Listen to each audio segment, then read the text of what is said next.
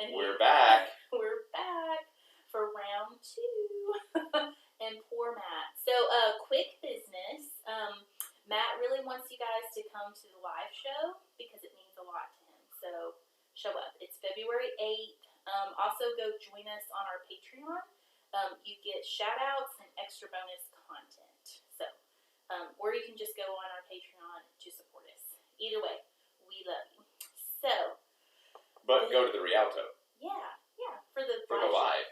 Yes. That's gonna be fun. Yes, it is gonna be fun, and hopefully your dad is gonna help us out. So I gotta call your dad. Maybe I will call him.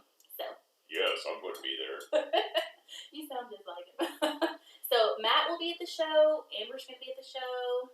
Just all the people. So So this episode is part 2. This is the horrendous case of the Christmas killer. If you haven't listened to part 1, go listen. So this is not going to make sense to you.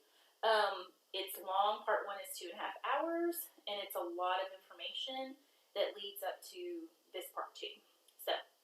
So when we left off, Matt, you remember, so Gene had picked up and moved the family from New Mexico because he was avoiding the charges of incest. Yikes. We just dived right into that, yes. So that's really a punch in the mouth for the start of part 2. I know.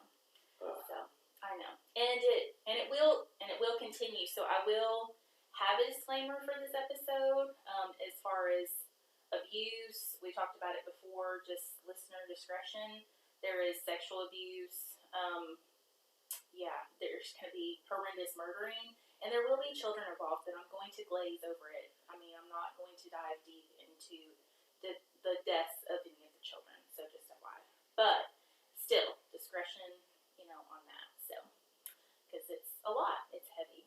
So, we left off there. So, it's 1981, and upon arriving in Ward, so they're living in Ward, Gene moved the family in Ward. Gene purchased a 1970 Chevrolet Nova, and he did that because he wanted zero ties to New Mexico. So he also went and ran out and got an Arkansas license. He enrolled the older children in the Cabot School District. So he went to work writing to his civilian boss back at the Holloman Air Force Base because he had been working there, and he kind of wrote to them to let them know why he had left abruptly. So, anyway, like they didn't know. But like, he just wanted to tell them? Mm-hmm. He was putting it into writing. You know how he does. He likes to write his little memos or letters or memorandums. He likes lists. So that was kind of him being like, putting his words on it, so to speak. Does that make sense? Yeah. He had his thoughts on that. Like, I'm going to tell them this is the way it is. So that way they can't, give me a bad review. He's always looking at, just covering its tracks, kind of. So that was his thought process on that. In the meantime, finding that the family had fled, the New Mexico prosecutor that was after him, they decided to null prosecute at that time due to the numerous items like Sheila was unwilling to testify against her father, the family obviously isn't in New Mexico any longer, and then they had too many other criminals to go after, so there was just too much. So, the New Mexico Child Protection Office did reach out to the Arkansas Equivalent Office, and they did let them know, all about Gene. But because the Arkansas office was so thin on manpower, no one ever reached out. No one ever basically went looking at Gene and the family from Arkansas. So, and I know this happens all the time, and that makes me sad just because they just didn't have, the people to do it. So, but it's always kind of like a, what if someone had actually been eyeballing? There's a lot of what ifs. Well, there's so many instances of abuse, more than we know of heard too many stories from friends in the, in that industry or line of work, and it's so sad. Just so many you wouldn't even expect. So, I mean, not to blame necessarily them for not checking, but I mean, you can imagine if there's so many credible threats or credible pieces of information, it's hard to check them all. Yeah, it is, and it's just hard to. I don't know. It's just sad. It just makes me sad. So, moving forward, so Gene got a job at the VA, so he went to work after kind of a month of settling in. So he did get in the VA office in Little Rock. He became a file clerk. So little Gene was still back in New Mexico, and he was supposed to be handling the sale of the house there. And the house was not selling. So Big Gene thought it was an amazing piece of property, but it was not. And he would kind of blame little Gene for it not selling, of course, because it's always someone else's problem. So the family dynamic during this time is obviously strained and extremely weird. So Becky is simply just kind of there. She's kind of an empty shell of a woman. She's just kind of holding on for her little kids, and she's just, I mean, it's just years and years of abuse and thinking, I mean, she's just basically been told, she can't do anything without him. So she's just there. She is resentful of Sheila, but yet, obviously, this is her daughter, and she loves her daughter. But it's just, obviously, an incredibly weird atmosphere. Gene can kind of tell everyone is super robotic, like he's seeing them just kind of going through the motions. Like he steps up and tries to kind of be father dearest during this time. Kind of doing like he's done in the past. He kind of showers the attention, kind of, I guess we call it the love bombing, nowadays. But he made Sheila definitely still the center of his affection, kind of openly. But he was kind of treating everyone. I mean, he was making an effort, but he was definitely treating Sheila kind of more like the equivalent of his wife, like Becky, in all respects. So that was, so it's just weird. It's gross. It's wrong. And Sheila doesn't see this. So at this point, Sheila is, she is barely 18 at this point. She has been groomed her whole life as well. So it's just, Gene is still very much in control of things. In January of 1982, is this when you were born? No, you were born. No, not quite yet. Okay. So we're getting closer. Okay. He resigns with the VA and he moves to a job with the Army recruiting office in Little Rock. So he was just able to make a little bit more money than with the VA, and he's still dreaming his ultimate dream of getting to some property, getting some land, getting to that area around the hectare. Also during this time, he is trying to mend his relationship with Becky. And as he's always done before, he's manipulating her. And of course, he's giving her gifts. He's showering her with affection. He is basically like taking her on dates. Kind of doing everything that he did before. And of course, she kind of slips back into this, he's my Gene, And so in this time period, they're actually kind of reconnecting in 82. They're, he is hiding his relationship with Sheila, like an affection for Sheila. He's focusing on Becky during this time. But Becky's so hopeful. Yeah, she's hopeful that it's really like over and done. Like she's hoping that he has turned a page, but she's basically being manipulated, and he's just trying to keep control. So, like he does. So she's going along with it. She's being manipulated. So they're at kind of this same time, he is still engaged in a sexual relationship with Sheila behind closed doors. So yes, so he is still very much quote unquote with Sheila. And Sheila is 18. She feels like, I mean, she's manipulated, she's groomed, she's going along with it. It's like she knows it's wrong, but she's going along with it. She doesn't know how to not at this point, like Sheila doesn't. Like, she just doesn't, I mean, this is all she knows. And and the family is very, Gene is very controlling.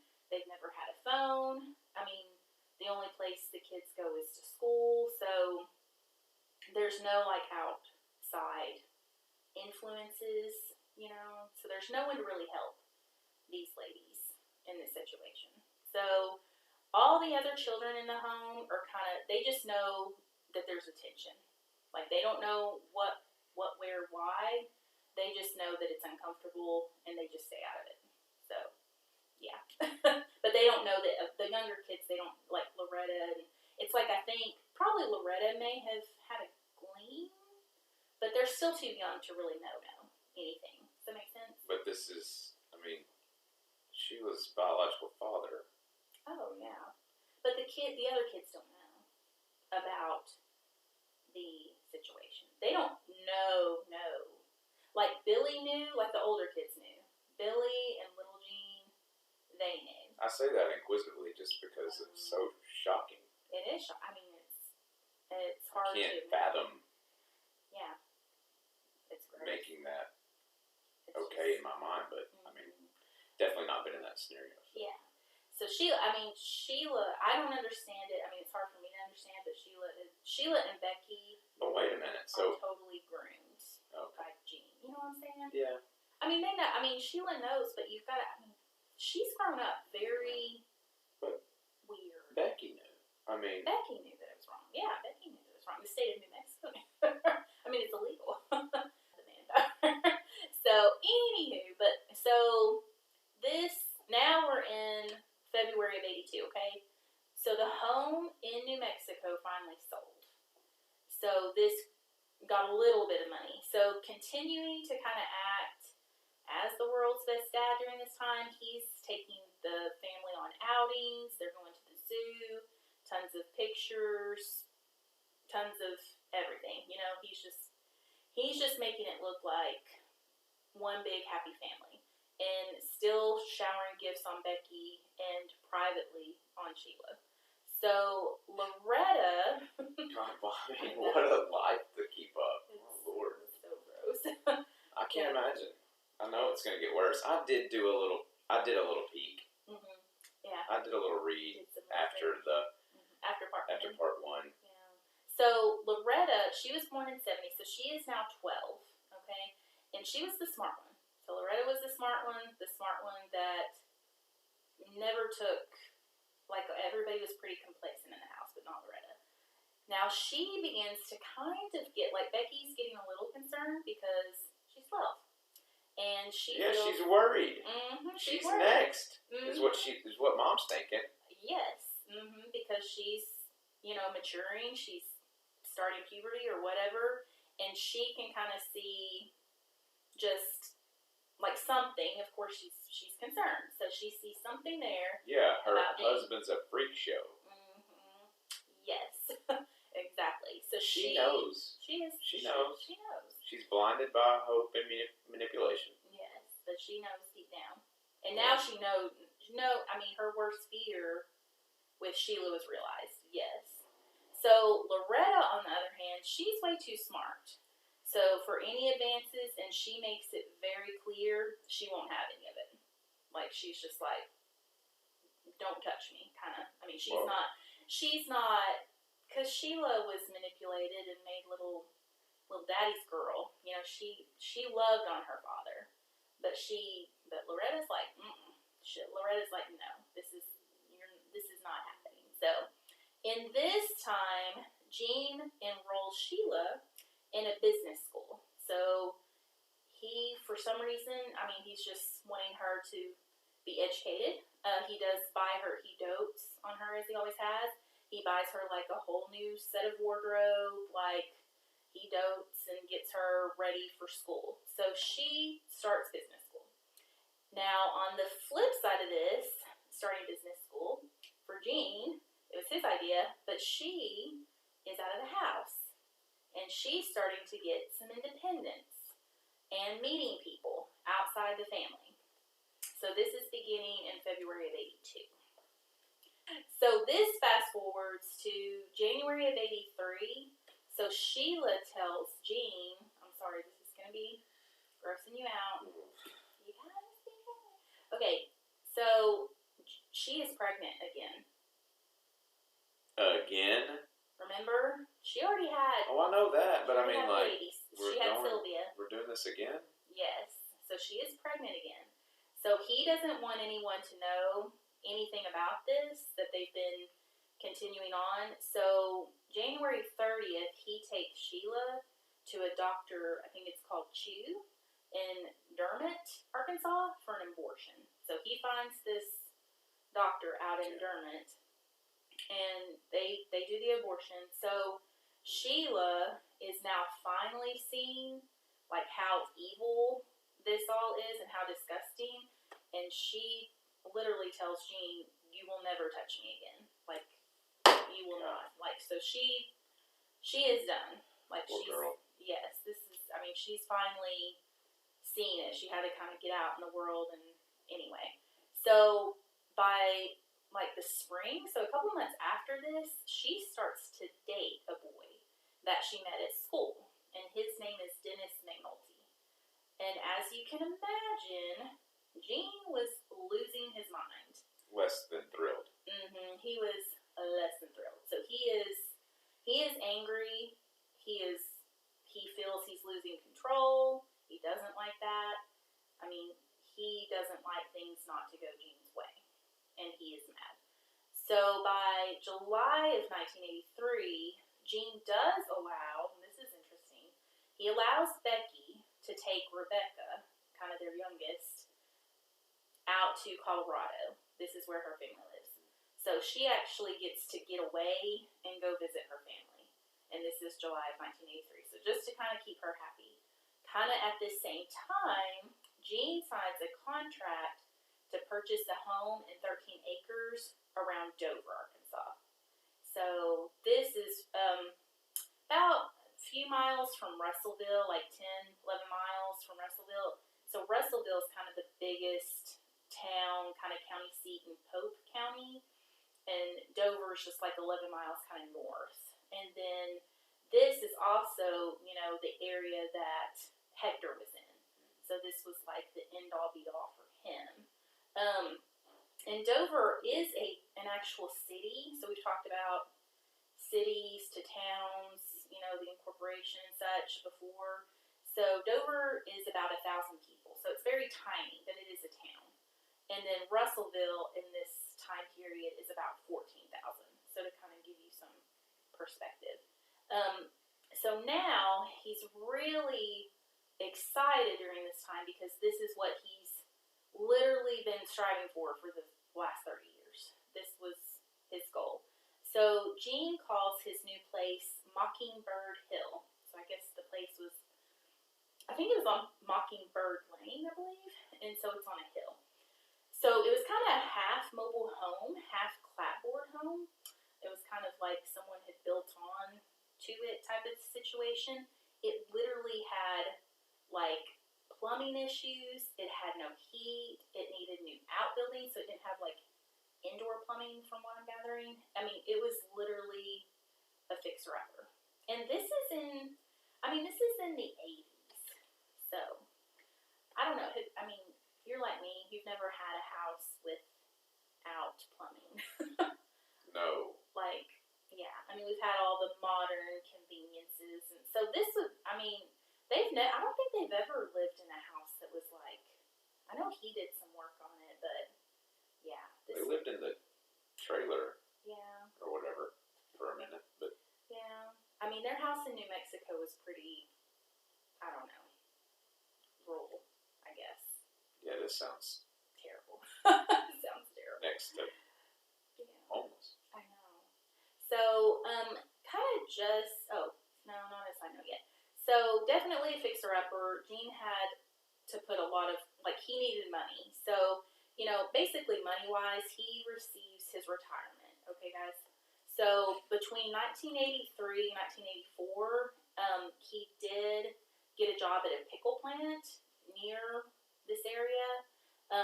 He did not work there very long. By like April, he went to work for another company. It was a Del Monte food plant as a processor, and I think that one was in a nearby town, maybe Siloam. I looked that up. It looked like it was in Siloam, Arkansas at that time. So yeah. Just a little side note, in the book, it would say that Becky and Gene, they kind of went through a phase, they didn't have a lot of money. Obviously, this wasn't maybe the best purchase or best use of his funds from selling the place in New Mexico, but they were pretty depressed situations. So they were kind of sleeping in different rooms, like Becky would sleep with the little girls. And I'm sure she did that for multiple reasons, for protection or whatever. So kind of the girls were rooming together, and then she just left Gene alone. And it did state in the book that they, it's just kind of they stayed in their rooms. Additionally, in April of 1984, so remember Edith, Becky's sister, not a fan of Gene ever, and she was one of the Novak kids, so she was kind of treated a lot better than Becky growing up. Anywho, she came to visit, and she just stopped through, and she would note how the kids were having to dig 2 new latrines.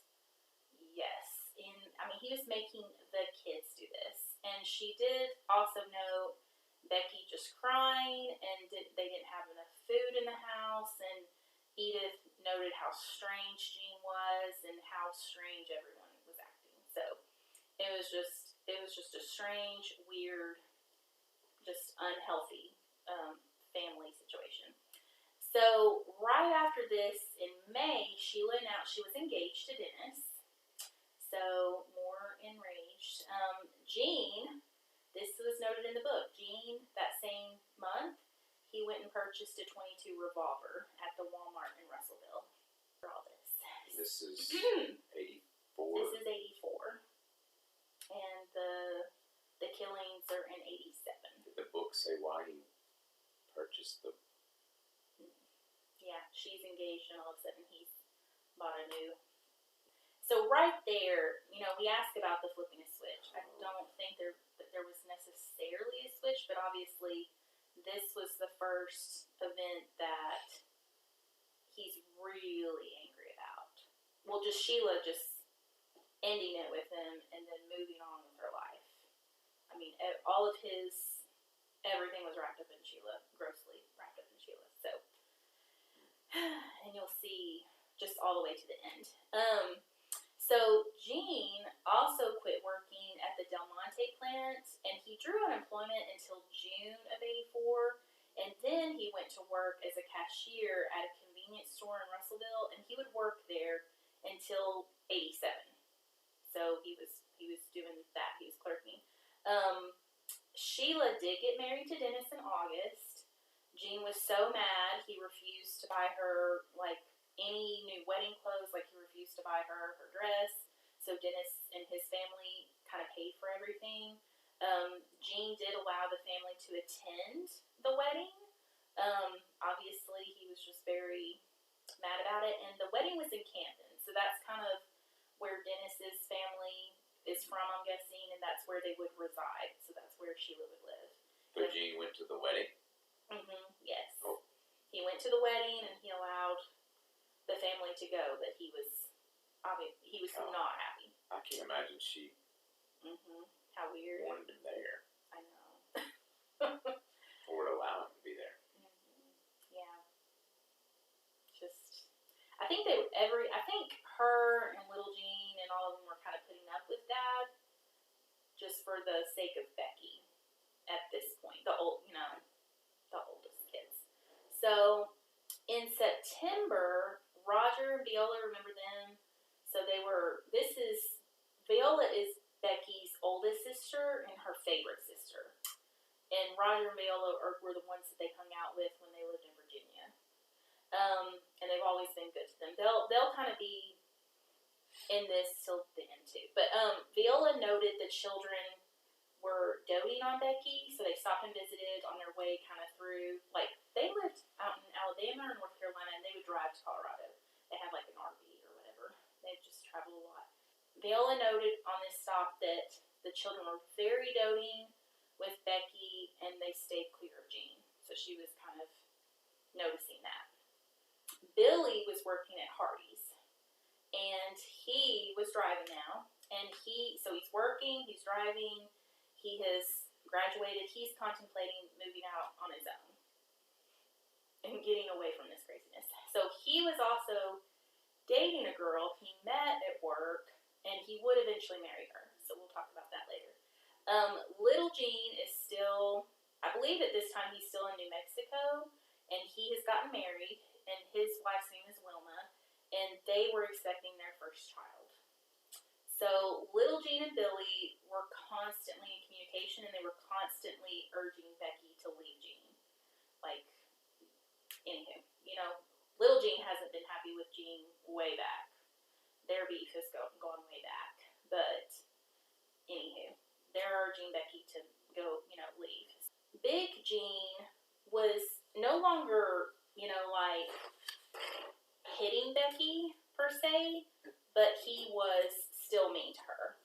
But she kind of basically used everything that had happened between, him and Sheila and all this stuff as kind of leverage against him, and would be like, well, you did this or whatever. So he's not hitting her any longer, but he is still very much not nice. He's still in control of everything. Gene is spending more and more time away from the family. He stays in his room. The family doesn't mind this. The more he stays in his room, kind of the happier they are. He did, however, he was still in control of the money. They still have no phone. He's control of the mail. He's in control of the cars. And he was telling everybody what chores to do. So he was still very much in control, but he was kind of, at this point, maybe, he was working, and he was staying in his room. He seemed depressed during this time. And evidently, it does talk about, I think he drank and ate a lot. Like, drank beer and ate, there was just, his room was always littered with trash and such. Coping, yeah. So he is not doing well mentally, I would say, if he ever was.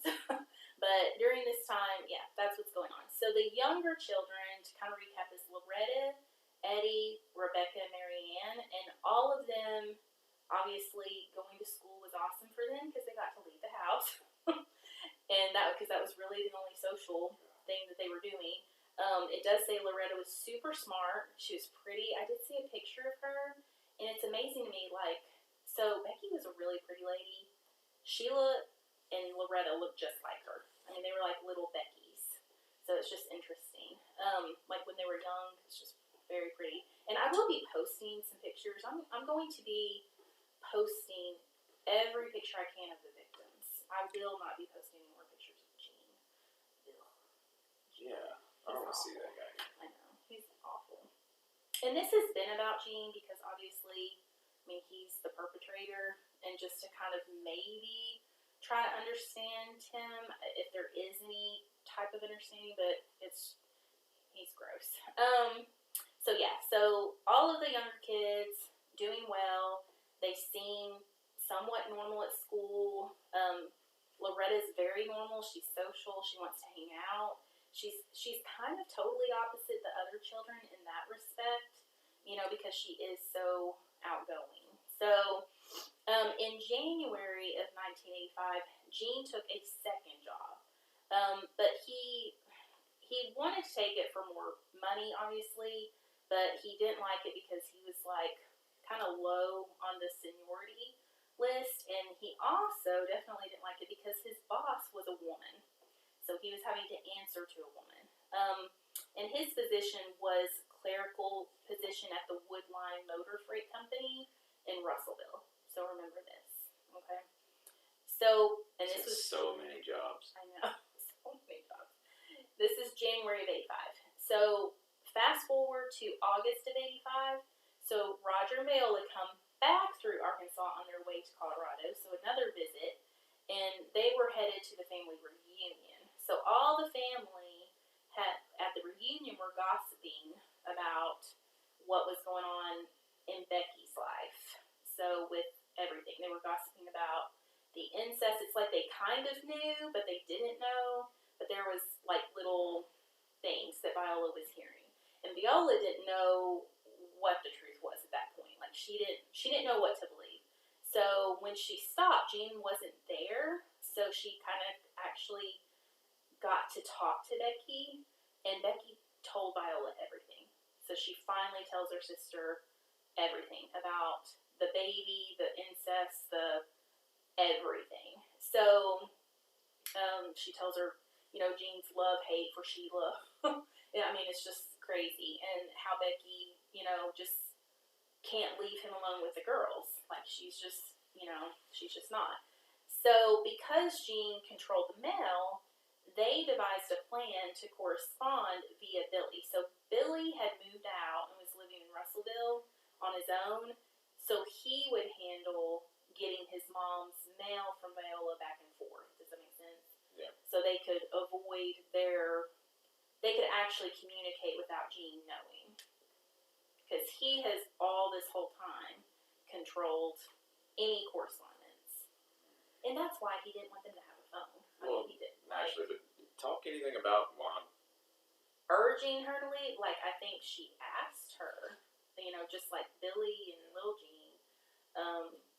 And I don't know, I've never been in a situation. I've just heard awful things about, how the worst to come from abusiveness is like when you leave. I don't know, but like, I just know that, Becky is just very groomed. I'm not like judging. Yeah.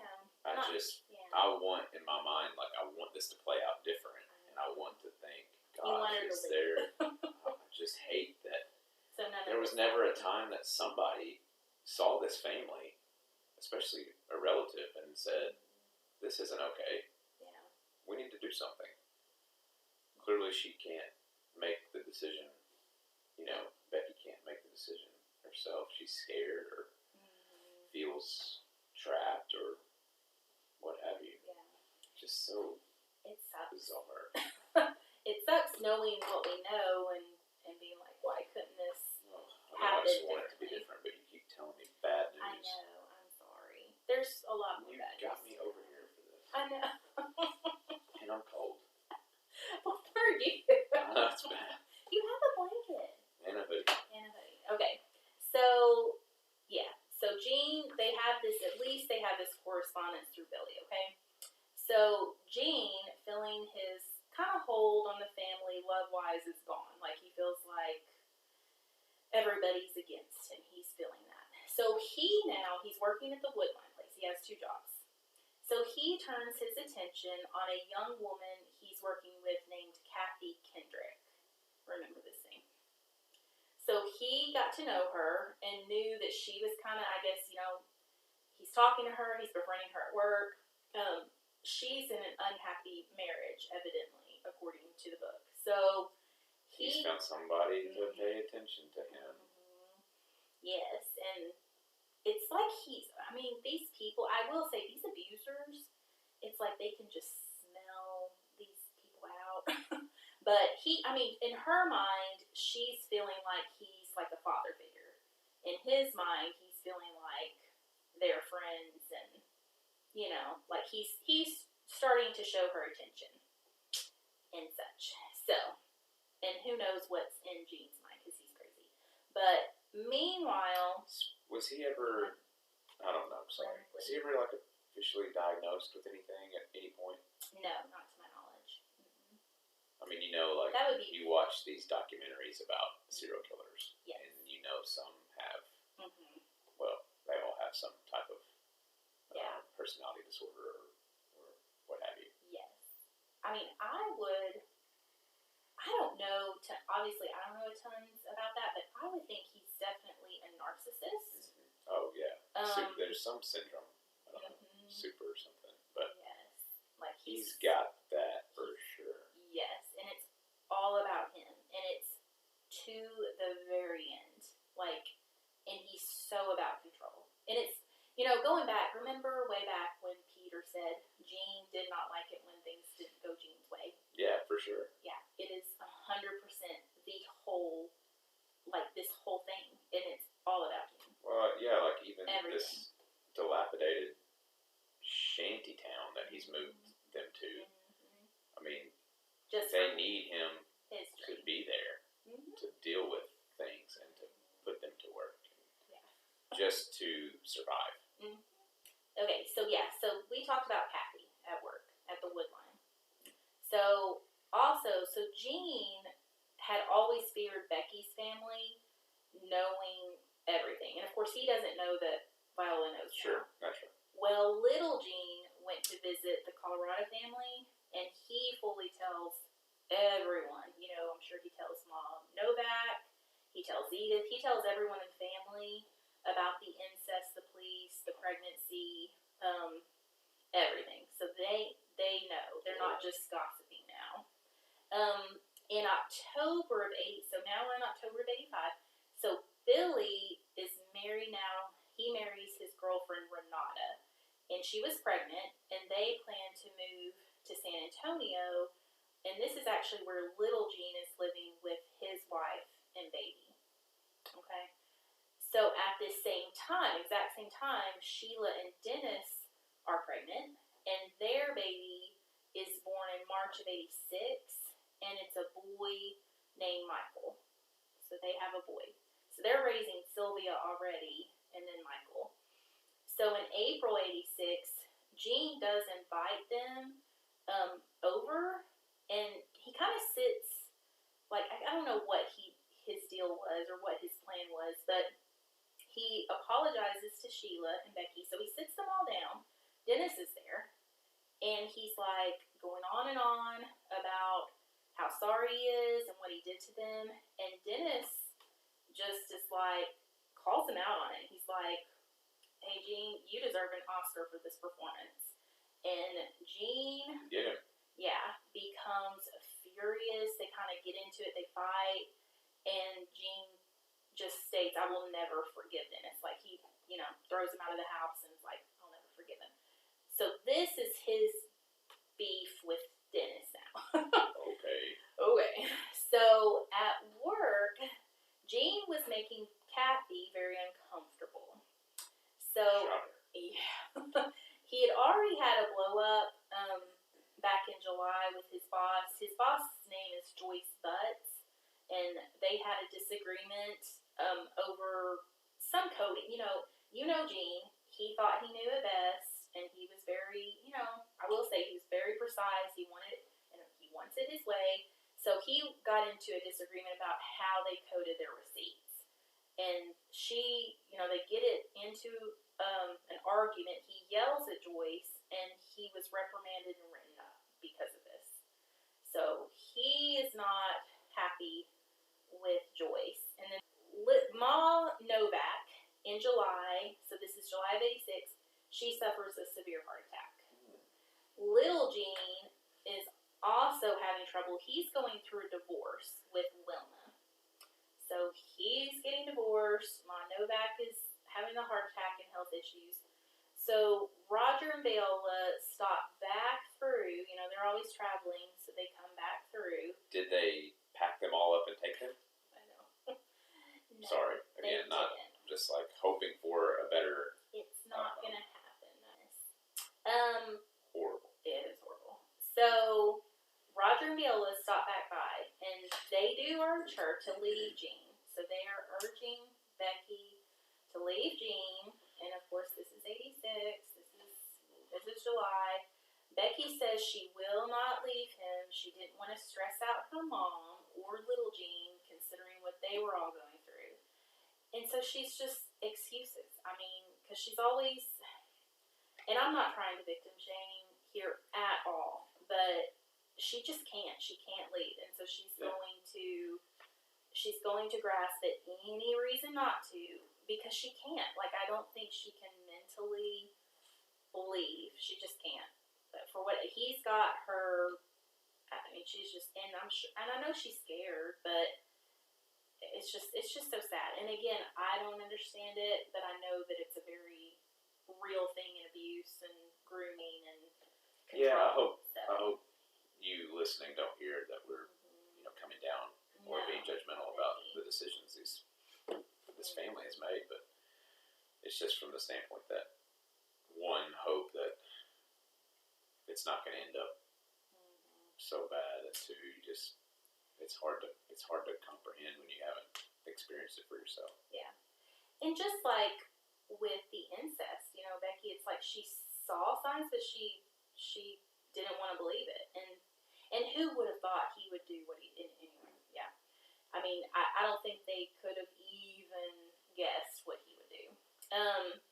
So we've got still under Gene's grasp. So by this time, Billy and Renata are living in Fordyce with their son Trey. So their son Trey is exactly the same age as Michael, Sheila's son.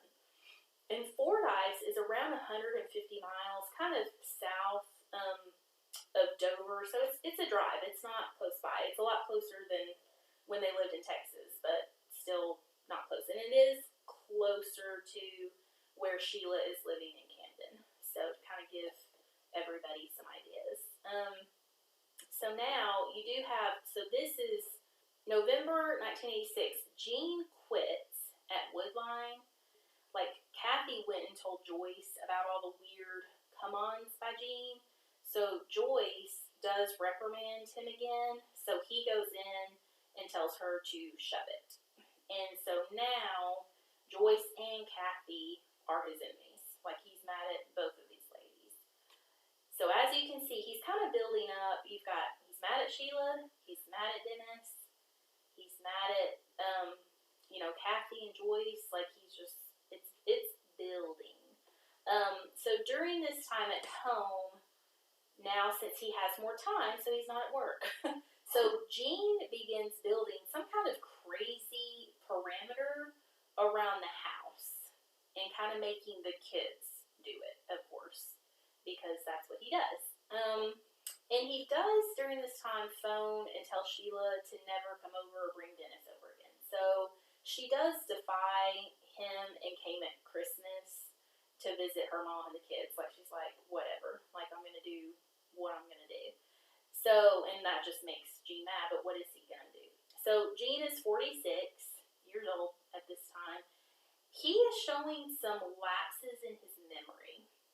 So, I don't know what's going on here, but the book does note that, he works at the convenience store, and there were things that were slipping. Like, he was not remembering how to do certain things that he had always done. I mean, he's worked this job for several years.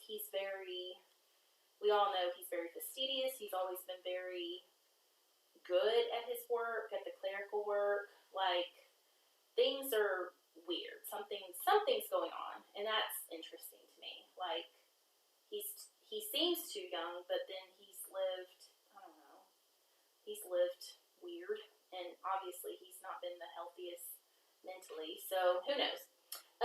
In August of 1987, so Sheila, and this is 87, so Sheila and Dennis come to visit, and Gene evidently gets the revolver out and starts shouting and acting crazy, and so everyone again is urging, Becky to leave because of this craziness. So in September, little Gene brings his daughter Barbara to Becky. So he's trying to reconcile with Wilma. So he wanted a little time alone, I guess, to work on their relationship.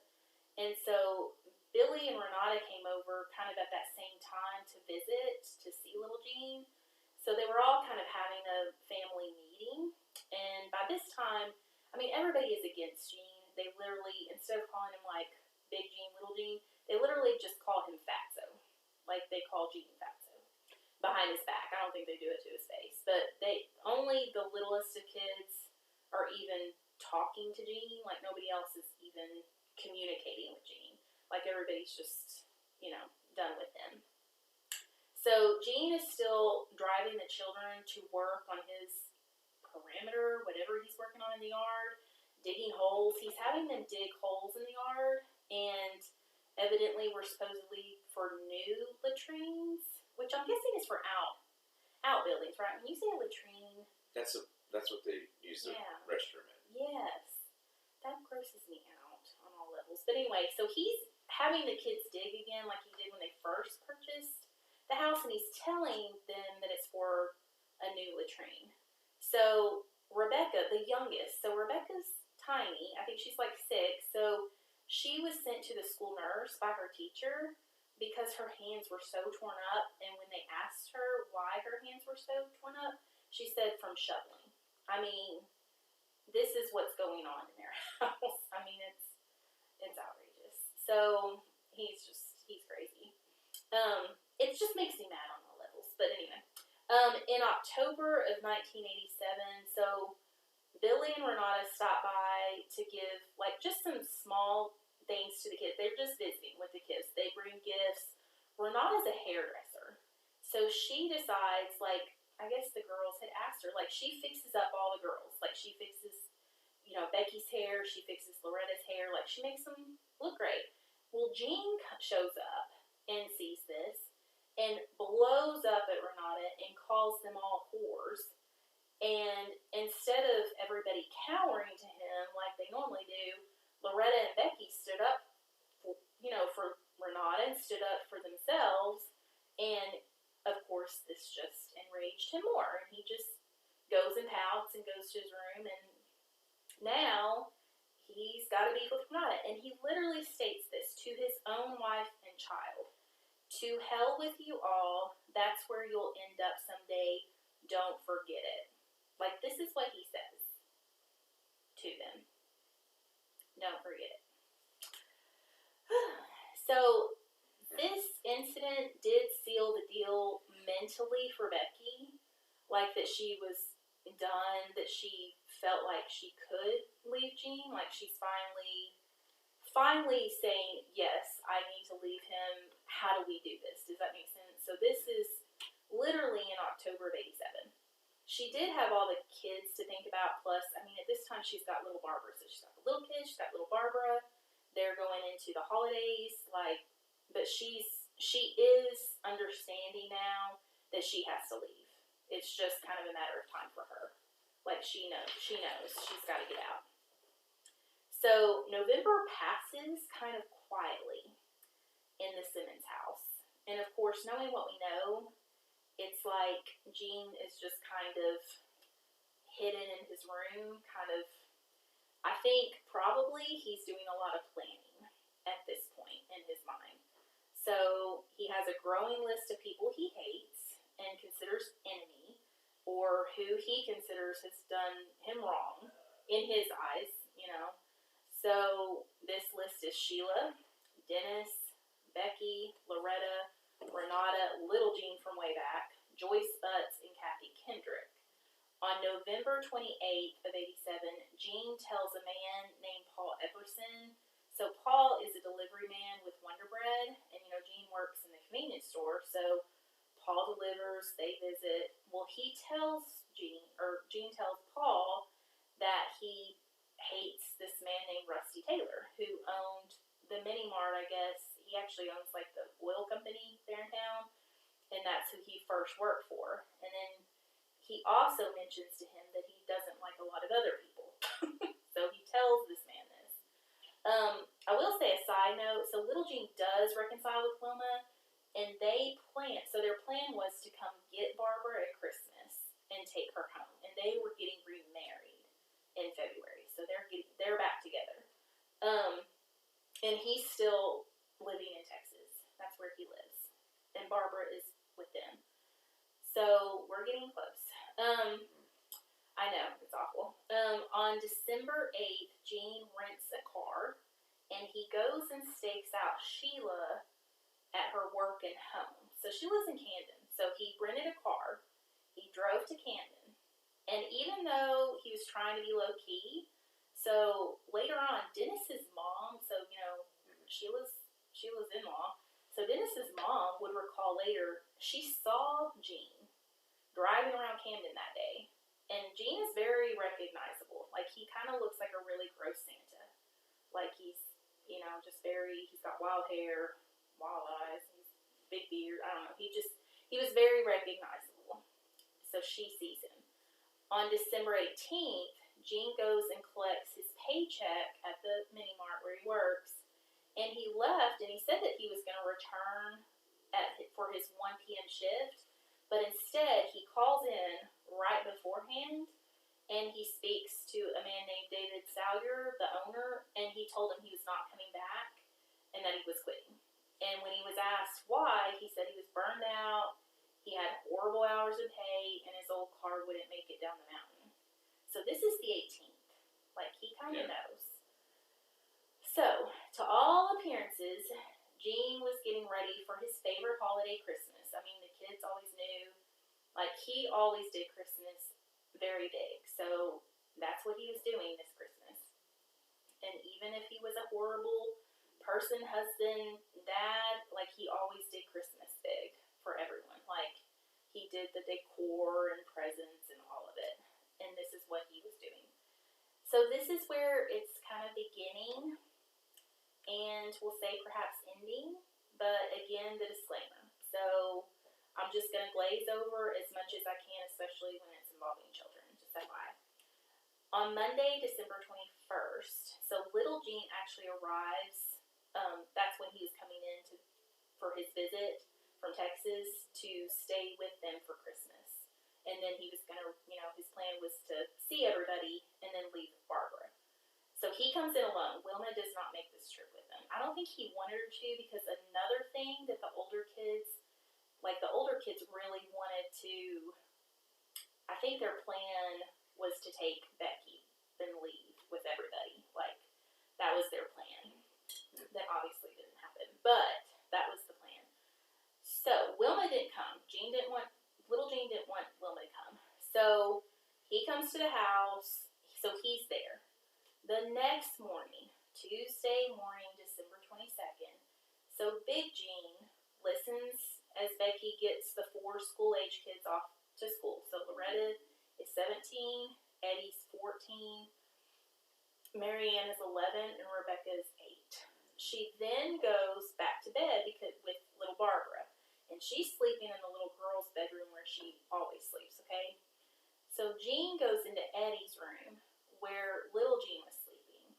In a rage, he hits little Gene with a pipe. This doesn't faze little Gene, but he awakens and he starts to fend his dad off. Big Gene then grabs his .22 revolver, and from 3 feet away or so, he shoots little Gene in the chest. The shot still doesn't stop little Gene.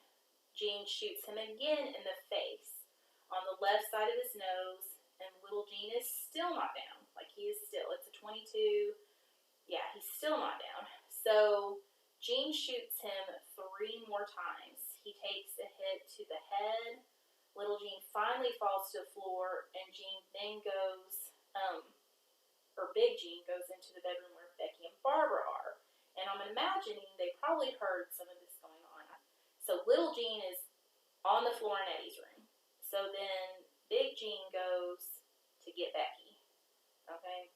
So he enters the bedroom where Becky and Barbara are. He takes the pipe. He still has the pipe that he hit little Gene with, and he hits Becky twice in the head. And then he shoots her twice in the head. He then takes a nylon stringer, and I had to look this up. I guess it's just a nylon piece of, kind of used for fishing.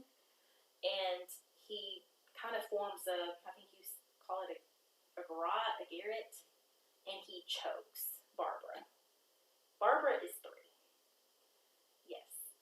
So Gene little Gene, they are gone. He just spends the day drinking and watching TV. Because the kids are at school. The other 4 went off to school. So when Loretta, Eddie, Marianne, and Rebecca get off the school bus, Gene meets them at the end of the driveway. So that's notated from, witnesses or whatever. He's meeting them, probably looking like a great dad, meeting his kids. So he tells the children that they have a special Christmas surprise inside, but they have to get their gifts one at a time, otherwise they don't get them. So he told the younger kids to go wait, like he's got these cars, I don't know, in the yard, like abandoned cars. He just tells the younger kids to go wait in the car to keep warm while he is going to take Loretta first. Loretta is the oldest, it's going to be the oldest to the youngest, evidently. And they're going to each get a Christmas surprise. So Loretta, being the oldest, he takes her in the house first, and he does choke her with the nylon, just as he had Barbara. But she also had clearly been hit. So she must have fought him because there were signs of more abuse to her body and face. So one by one, he strangles Eddie, Marianne, and Rebecca. I mean, his own children. I know. Like, there's no understanding. The house was found, riddled with cheap wine bottles and beer cans everywhere. Like, basically, he just killed them and drank and watched TV and ate.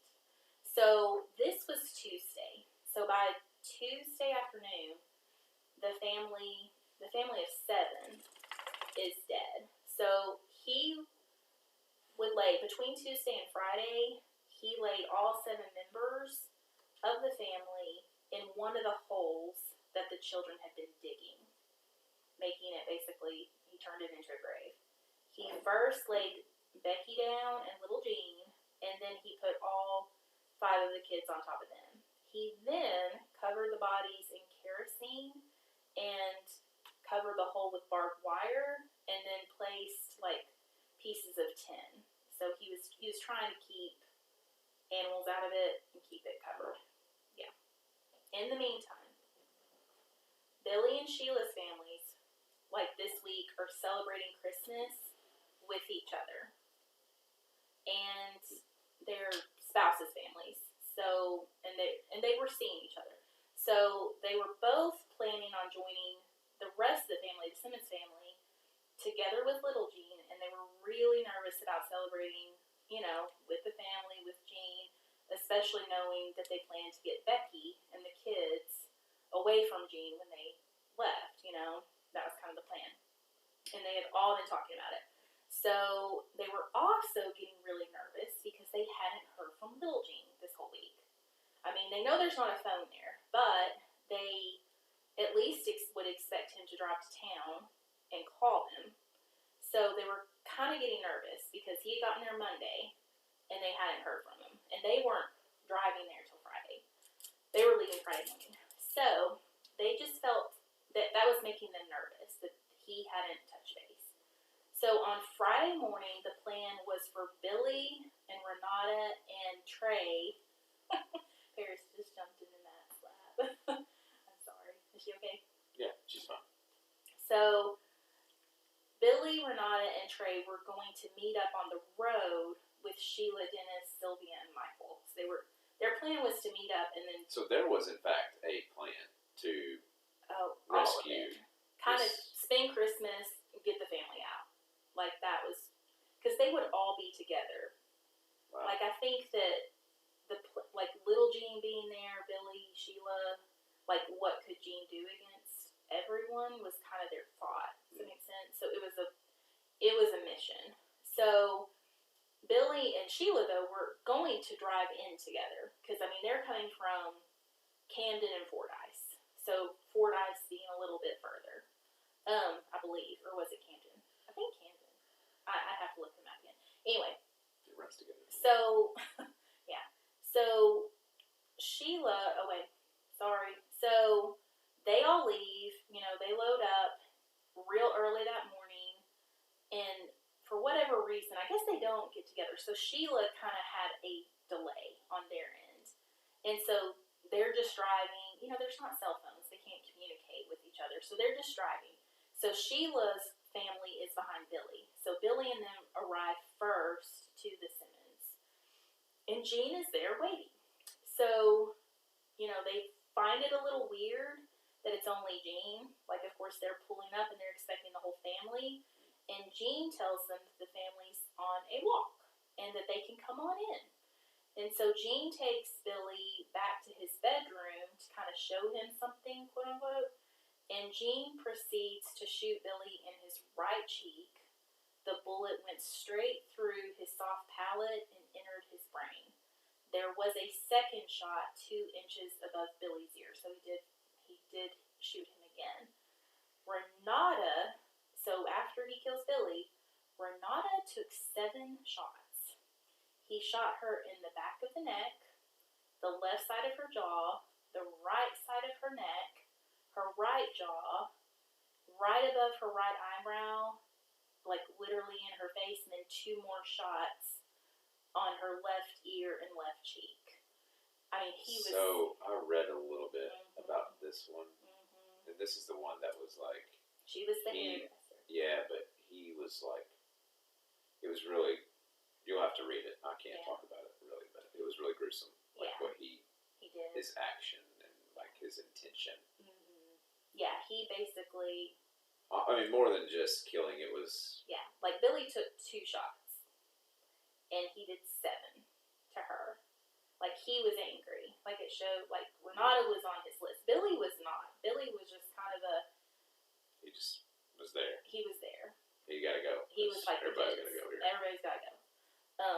You can't get in the way of what I'm doing, kind of thing. So, Trey is left. Poor kid is crying and, you know, I'm sure freaking out. So, he is asphyxiated with the nylon as well. So, Sheila's family arrives next. So, of course, they see everybody's cars. I mean, everybody's cars are there. And kind of just like Billy, so Gene is waiting alone in the house. And as they come in the door, like literally come in the door, Gene attacks Sheila right away. He shoots her in her right upper lip, her right cheek, and below her right eye. So she's shot right away. Dennis clearly fought Gene. He had scrapes on his right wrist, forehead, nose, and chin, like he was beaten up a little bit. He took a lethal gunshot to his head above his left ear. So he went down pretty quickly, but he did fight. Like, you could tell he fought. Sheila took 2 more rounds to the head. So evidently her shots didn't do it. Yeah. Sheila's child, you know, she has Sylvia and Michael. They were strangled, just like the other children. Sylvia's body indicated a lot of force. For whatever reason, I don't know if she fought or if he had to grab her. Sylvia had a lot of force in her strangulation, and that was her kid with Sheila, or his kid with Sheila. So Gene then wraps, and I think that this is very telling. So Gene wraps Trey and Michael in plastic garbage bags and places their bodies in the trunks of 2 abandoned cars in the yard. He covers, so Billy, Renata, and Dennis, like, he covers them with Billy, Renata, and Dennis get covered with coats and blankets as where they were. Like, he doesn't move them, he covers them, though.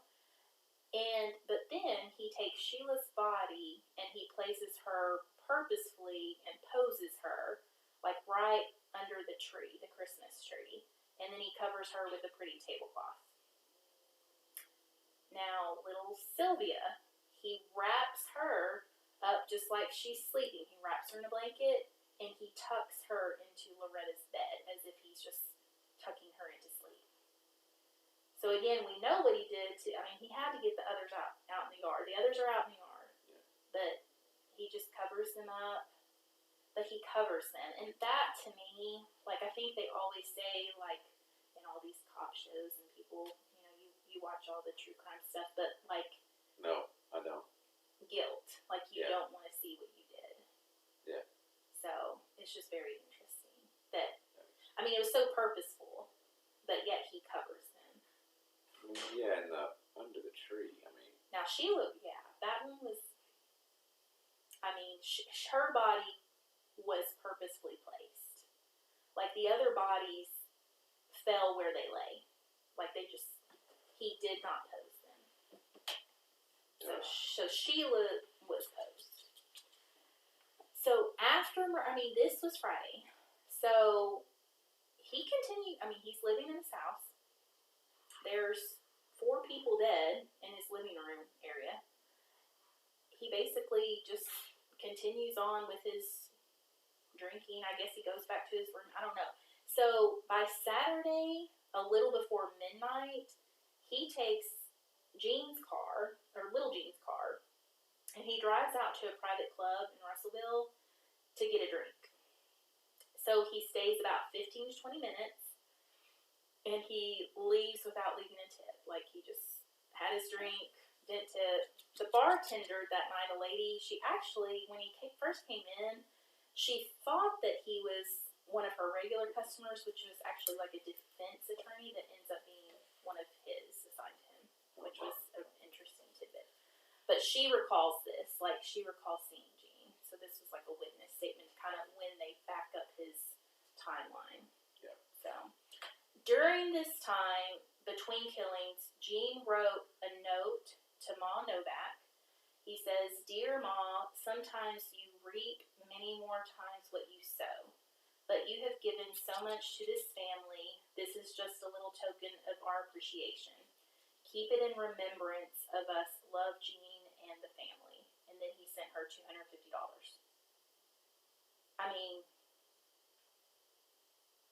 Strange. That's so strange. More than strange. That's so. He's. I can't imagine somebody so. Yes.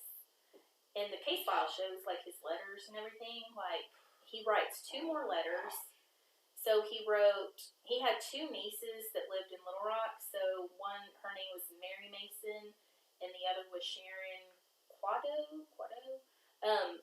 He didn't speak to them all the time. Obviously, he doesn't have a phone. But they had visited the family, like brought gifts. Like, in the last few months, they had actually come to visit the family. And they live in Little Rock, so they don't live that far. But he wrote them each a note, and I think he sent them a little, like, money. So Gene then, he writes his list. So there was a list that was found at the house. So this was the list. Kathy, and it says out beside her name, "Partly to blame, on Glenwood at Hill Law Firm, then go east on Main." So he's writing what he's going to do. Taylor at Oil Company, leave east on Main, is number 2. Number 3, Sawyer at Mini Mart, leave east on Main.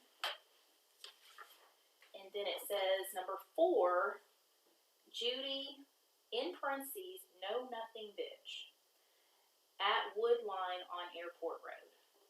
So Sunday, so he has this list in his home that they find. So Sunday, he drinks, he leaves, he's living there in this house still all day Sunday. He only left evidently, to go drink at that club place. So Monday morning, this is December 28th. So he leaves his house at around 9ish probably, and because he's at least a good 15-20 minutes or more from Russellville. So he is driving little Gene's brown Toyota, and he had swapped the license plate. So the license was like a Texas plate, so he swapped it with one of his cars to an Arkansas plate. So according to police reports and eyewitness information, so there was an eyewitness named Brenda, and she stated to the police around 10:17 a.m., a white male, 40 to 50 years old, walks into the lobby of Peel, Eddy, and Gibbons Law Firm. Walked up to the receptionist's desk, which is where Kathy Kendrick sat. Kathy asked if she could help him, and he put his right hand in his coat pocket and pulled out a blue revolver and began shooting at her. Then he turned around and left and got into a brown Toyota car. He left the parking lot traveling south. So this was from an eyewitness. This was from the actual state police file. So Gene shot Kathy 4 times in the head. She is 24 years old. She would be pronounced dead at St. Mary's Regional Medical Center later that day.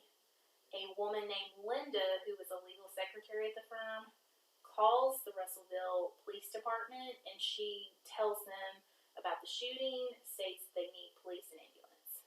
So this is literally 10:17-ish on the Monday morning, right after Christmas. So Gene, in the meanwhile, he drives down Main Street, and he drives to the Taylor Oil Company, where the owner is Rusty Taylor. Remember, he was number 2 on the list. And that was who Gene had worked for and stated he didn't like. According to the homicide report, there were 2 witnesses in the report. One's name was Julie. I'm not going to say last names. One person was named Craig. So they state at 10:24 a.m., Craig, who was sitting in the office of the company, he just observes an arm kind of reach through the door of the office and fires 2 shots. He said, striking Mr. Taylor. He says Mr. Taylor fell under his desk, having taken the 2 shots to his right arm and chest. He would be taken to the hospital, but he would not pass away, like he lived. So Julie, the other witness, it was her first day on the job, and she came out of the bathroom. Like, can you imagine your first day working there? So she comes out of the bathroom in the back and observes the shooter who noticed her, like I guess Gene noticed her, and he fired a shot at her and missed. Now, this is horrific. No one observed this part, but a worker there, so his name was James, he went by Jim Chafin. He was 34 years old. He was a Russellville firefighter, and he worked part-time for Rusty. So he was just in the wrong place at the wrong time. Evidently, he was just kind of standing there. No one saw him get hit, but Gene shot him right above his right eye, and he would be pronounced dead at the scene. Like, so very, like, he was not the target. Yeah, just minding his own business, and he just happened to be there. So Julie calls the Russellville PD. So just like at the Peel Law Firm, you know, she's asking for police and ambulance. And of course, they're putting this together at the police department. And she stated that it was an older man with gray hair and a white cowboy hat. And the police, of course, were connecting the dots with both incidents. Now, Gene, he continues on down the road. You know, he's on his mission, and he has a scanner in his car, so he knows what they're saying. So he drives down to the Sinclair Mini Mart, and it says 3 witnesses report on the attempted murder. And they said at 10:39, Roberta, her name was Roberta, she worked at the Mini Mart, and she knew, I mean, she worked with Gene. This is the place where he was working. So Gene stated that, or she stated that a white male wearing a long black coat entered the Mini Mart and began shooting a handgun at her and the other people in the store. Gene fired the gun at David Sawyer, the intended. He fired 2 shots, missing him. David, then, he was sitting in the back of the store with a friend named Tony Serta. So they knew that they were being fired upon, so they kind of start to defend themselves. So David threw a chair at Gene, and then Gene fired another round at David, hitting him this time. He did hit him in the forehead. He would wound him but not kill him. Serta hid and started throwing items to kind of fight Gene off, and kind of, you know, he was throwing anything he could at him. He was hiding. So Gene fired off a shot at Roberta, and she got hit. So she was bleeding. She was hit but not dead or anything. She was able to call the police. So Gene does run out of there after that. She is literally, you know, like on the phone with police, bleeding, like screaming for them to send help.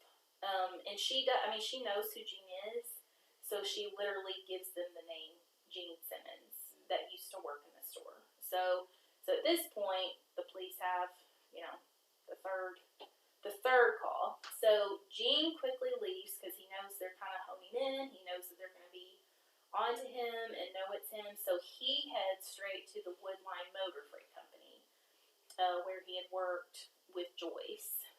So at around 10:45 or so, Gene walks straight into the company.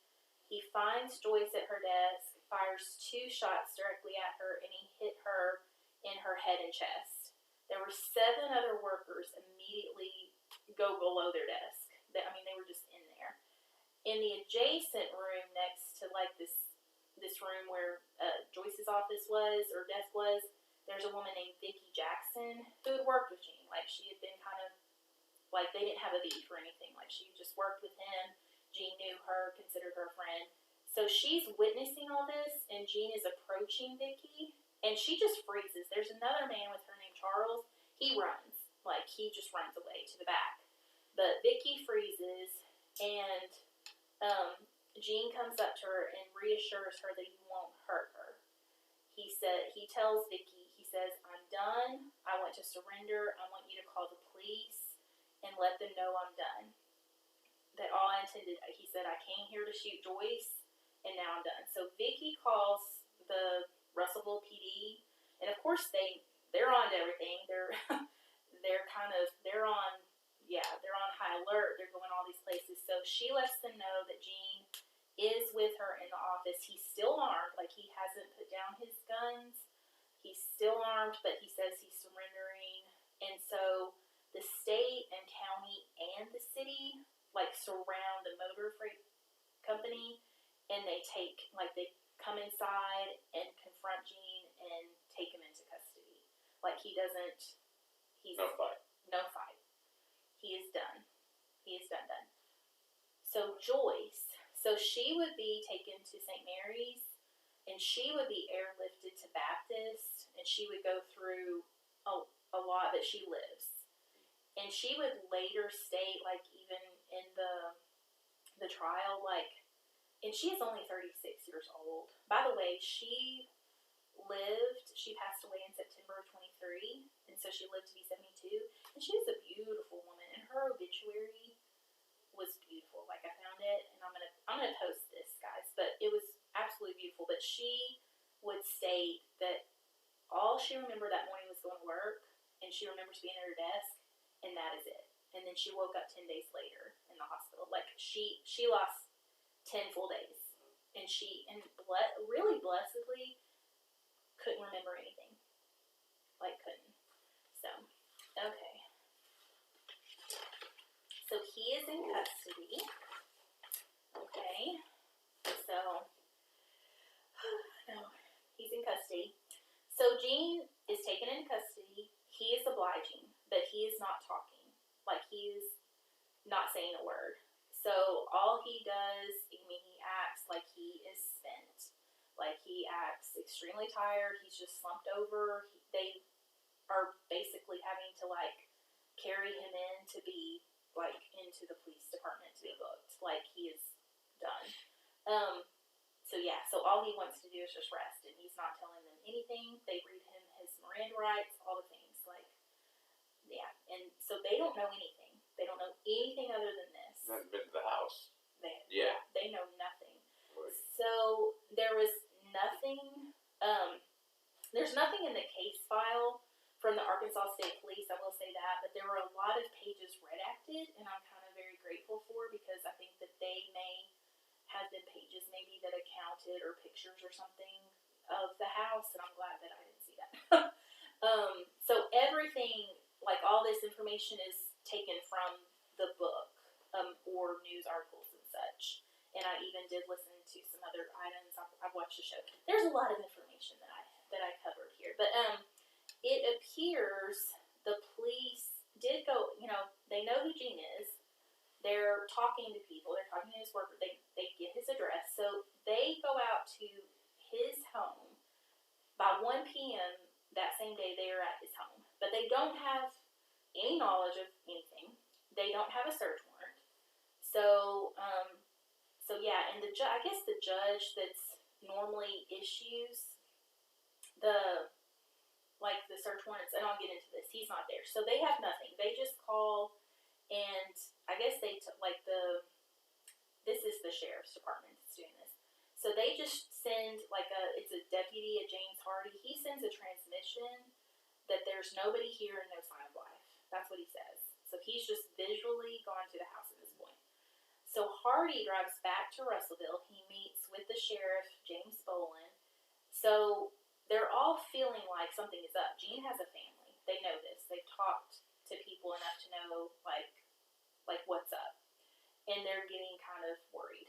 So Gene is still in his cell. He is not talking. And that judge, it's between Christmas and New Year's.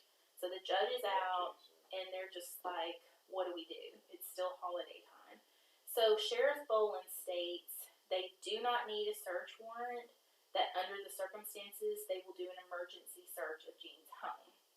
So, and I can't really blame them. I mean, what else do you do? So by 3 p.m., Sheriff Boland himself he squirms through the front window, kind of probably the same window Gene had come out of because he had locked down the house. And he immediately, kind of falls into the front of the house, the living room where the Christmas tree was, right where Sheila's body is. So immediately coming into the house, right there is Sheila's body. He went over Sheila, and he's trying to make his way to, there's a sliding glass door. Remember those? And Gene had put kind of a stick in it, how he did. So he immediately sees Dennis's body covered by the jacket and clothes. So he opens the sliding door and yells to his deputies to enter the house and bring the video camera they had borrowed from the state police patrol. So they're going to start videoing the whole scene. So this is 3 o'clock. So by 5 o'clock, vans from the state medical examiner's office in Little Rock were pulling onto Broomfield Road, carrying the bodies of Sheila, Dennis, Sylvia, Billy, and Renata. So these were the people, in the house they found. So throughout that evening, the radio and television bulletins were flashing across Arkansas and the whole nation. I'm sure you can, I guess I'm 7 at this time. Of course, I'm barely, I think we just moved to Searcy maybe. I don't remember any of this, but I know so many people in Arkansas do. Do your parents, by chance? I haven't talked to them about this. Yeah. I don't know. I wonder if they remember. I'm sure. Interesting to find out. Yeah, it'd be interesting. I know a lot of people have posted on our Facebook about remembering this and how horrific, and then obviously there's been a lot of people that have posted that knew the family and such. So this was why, and so the whole nation. So this, I'm sure Russellville area probably hasn't seen anything like this before and since. I can't imagine. I was going to say, I think this was, I can't imagine. Describe it, but the worst of this kind in the state ever. At least when the book was written or whatever, I don't know. I can't imagine anything has happened worse than that since then. I haven't heard that. So. Yeah, this is crazy. So investigators from the Arkansas Highway Patrol and then the Polk County Sheriff and the Russellville Police Department, so they work through the night to they're trying to piece together what has happened. And by Tuesday, kind of the next day, they're kind of convinced that obviously Gene's murder sprees were far greater than they had even thought. So they had already begun talking to relatives, so they knew, they talked to Mary Mason and the Sharon, so they kind of knew that there were 9 more family members unaccounted for. And so basically they had found the family in the house. In the meantime, Gene was arraigned before Judge Sean Patterson. So Tuesday morning, he is arraigned at 8:30. He's slumped over. He's got haggard eyes, thick stubble. He just looks, and he is still not saying a word, nothing. So Gene was held without bond, and attorneys Irwin and Harris were assigned to him, and he's held at the Polk County Detention Center. The same morning, the sheriff's department go out and search the actual property, and they discovered the grave that Gene had made. The deputies, wearing gloves and working gingerly, removed the tin and barbed wire and unearthed the bodies of Marianne, Loretta, Rebecca, Barbara, Becky, and little Jean. They were in absolute silence, as you can imagine, and most of the men had to turn their heads away. I mean, some were just muttering, and a lot of the men were just crying. And Loretta was literally wearing her shirt that says, Jesus loves you. And then little Barbara was wearing like a little yellow PJs. Like, it was an awful thing for them to find. So earlier that morning, a deputy Wittenberg and Lieutenant Winters had been searching the yard, and they had pried open the trunks, and they found the bodies of Trey and Michael. So by Tuesday, everybody was found. On Wednesday, Judge Patterson ordered Gene to be taken to the state hospital in Benton for a psychiatric evaluation. Before leaving, Gene broke his silence and agreed to talk to his attorneys. So, devoid of any emotion, Gene recited the facts of the events of the past week to Irwin and Harris, who were horrified, and he basically, in between just spelling out the facts, he would state things like, if only Sheila had talked to me, if only she hadn't lied to me, none of this would have ever happened. I mean, this just disgusting. Gene, that's all. Like, trying to blame Sheila for him killing, like, everybody. Of course, he's always, in the right. So, anyway, he's crazy. So, after he had been at the hospital around 3 days, so Gene tells Irwin and Harris that he smells a weird odor in the hospital, and he tells them that he feels there's a conspiracy to keep things from him, and that he hasn't been able to listen to any news. So, the book goes into a little bit more, like, the book kind of takes some, I don't know, they tell you in their foreword that they take a little liberties, so I just go by the facts of what he stated to his attorneys. But you know how he was always really sensitive to, like, smell and air, like, he didn't, anyway. He was, in the book's opinion, he was trying to not sound crazy, but he was obviously having, crazy thoughts. Like, he thought they were trying to poison him, and there was a big conspiracy, and they were pumping odor and events at him. So that was his. Does that make sense? Yeah, that was what his. That was his. Was. Yeah. So he's the fact that he doesn't feel like, or that would be his concern. The problem. I mean, like, they should get rid of him. Yeah. Like, I know. The state hospital. So, the state hospital, Dr. Irving Ko assigned to Gene. So he asked him one day if there was anything he wanted to discuss, because Gene's really not talking to him. And Gene stated that the only thing he said to Dr. Ko was he wasn't receiving any newspapers. And then Dr. Ko asked him if he had requested newspapers, and Gene said no. And so he was like, you're not being denied. You're insane. Yeah, Gene was like, since I'm being denied radio access, I just assumed I'm being denied newspaper access. But Dr. Ko was like, no, you just need to ask for a newspaper. If you want a newspaper, so it was those kind of deals going on with Gene. So Gene, would write down stuff. He's always been a writer, with his memorandums and griefs and lists. But he wrote down page after page of, people accusing him of being paranoid. Like, he would state, they're accusing me of being paranoid, and then he would just state it over and over, and then write down that he wasn't paranoid. Like almost trying, I don't know if he was trying to convince himself or other people, but he was repeatedly saying how everybody was after him and he was being paranoid because they thought he was being paranoid. Does that make sense? That's weird. Just unprovoked, yeah, he was just writing this. Mm-hmm. Yes. Yeah. Who can understand this piece of work? I know. So, because he would have been there, between, he was arraigned right after this all happened, and then in January. So he was at the hospital in Benton for a while.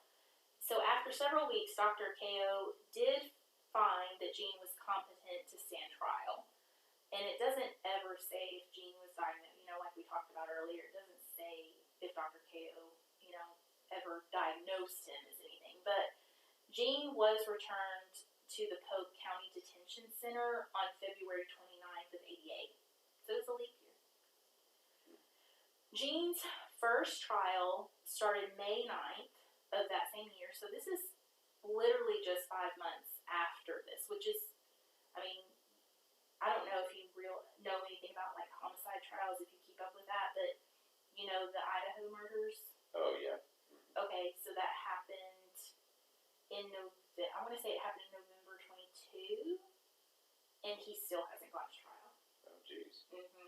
So 5 months is incredibly fast. Like normally it takes a long time for trials to happen.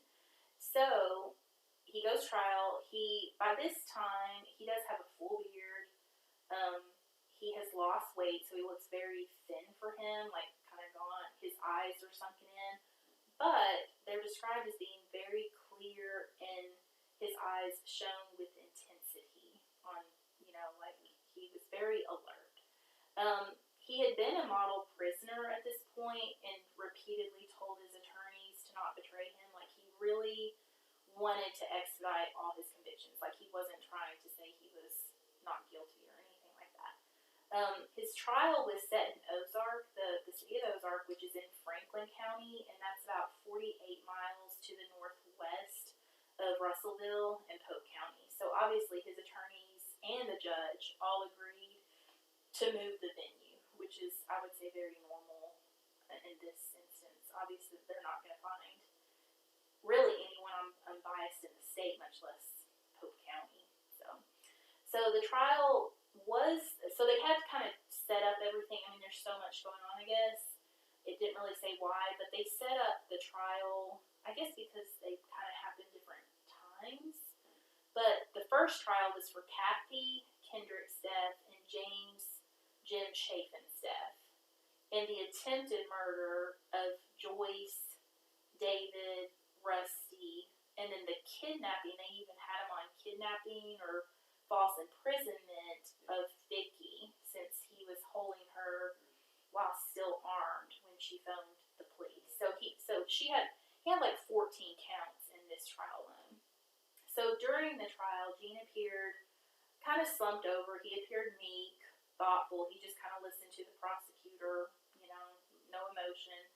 Gene refused to cooperate for his own defense, and he refused, to say why he did it or even have a defense, basically. He just wanted to be found guilty and put to death. That was what he wished.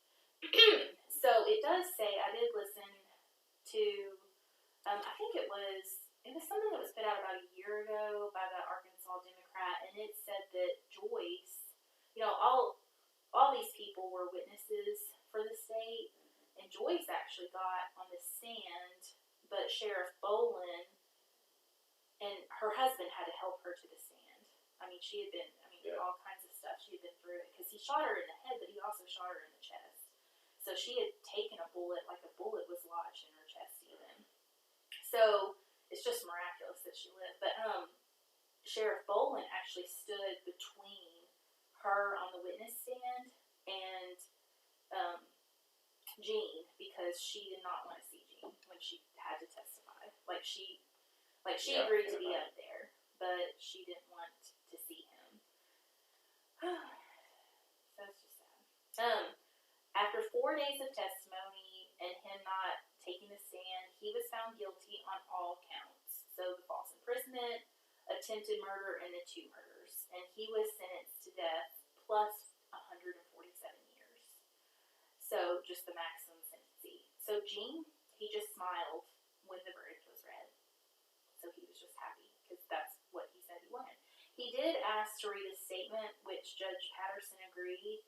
So Gene takes the witness stand and puts little reading glasses on, and in a very calm and steady voice, this is his words: "My statement is that if the jury renders the most properly and just and wise sentence of death in this case, I, Ronald Gene Simmons, Sr., want it to be known that it's my wish and my desire that absolutely no action by anybody to be taken to appeal or in any way change the sentence. It is also respectfully requested I want no action that will delay, deny, defer, or denounce this very correct and properly statement or sentence. No words. Yet he went on about how his attorneys wish for him to appeal and that he had told them he doesn't want that and he wants to tell people that oppose the death penalty that anything short of death for him is cruel and unusual punishment. He stated he was of sound mind and body and had been evaluated by a psychoanalysis that said that he was competent to stand trial. So, again, it's just so typical of him to want to control the narrative and be telling everyone what he wants done. Like, it's just sickening. Like, he's still so Gene. And yeah, not, it's just scary. I mean, sickening, scary. I mean, this guy is just sad. I mean, it's just. How does this even? How does that level of evil just even exist? I just don't understand. Yeah, exactly. And that will come into play too. You said evil. At this, so Judge Patterson.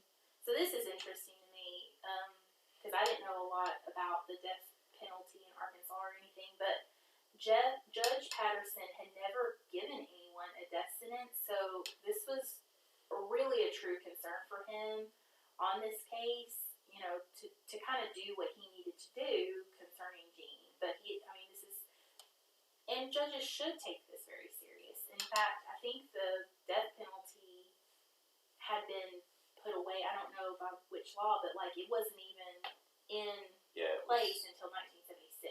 Like they kind of, you know, I think that they used to hang people for anything, and then they kind of took it away. So it was just a very serious thing. And at this time, Arkansas had no mandatory appeal process. So, you know, with all of this on the table, Judge Patterson required more testimony on Gene's competency before he would affirm the jury's verdict.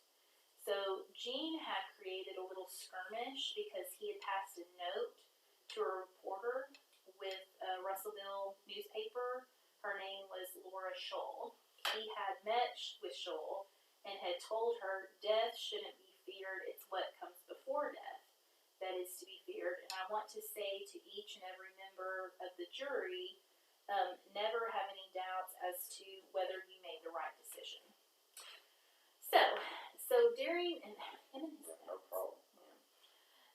During this during this time in the trial, so Gene agreed to meet. So far he's not talked to anyone. He did agree to meet with Roger and Viola, Becky's, sister, her favorite sister.